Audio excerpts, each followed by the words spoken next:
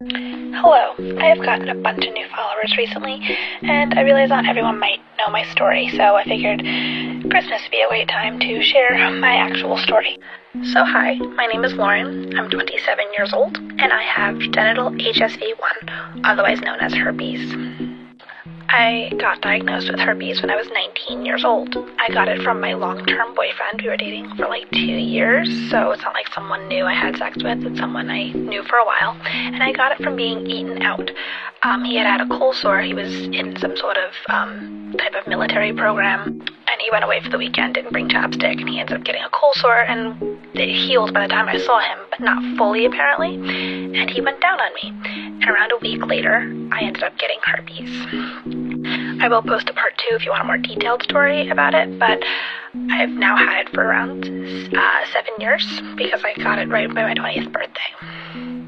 So I went to bed last night and that video had like 6 likes, and then I woke up to like over 50, which is more people than I know in real life. So okay, part 2, probably part 3, because it's a lot to fit in 60 seconds. So when he got back from his military retreat thing, we were very excited to see each other. So I was 19. I had no idea that cold sores were herpes. I had no idea that cold sores spread to other areas of the body. I was young and stupid. So we hooked up because we were very excited to see each other.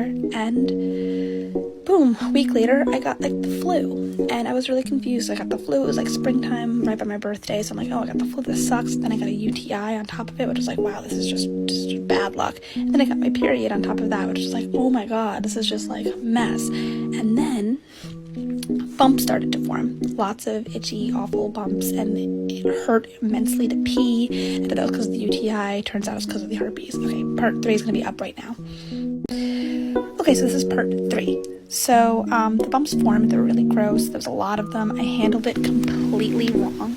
Like, there's a way to handle an outbreak so it doesn't get as bad, but I literally had no idea that it was even an option to get an outbreak because I was dating that guy for so long that I was like, this can't be an STD. This has to be some sort of weird side effect of a UTI that I've never had before.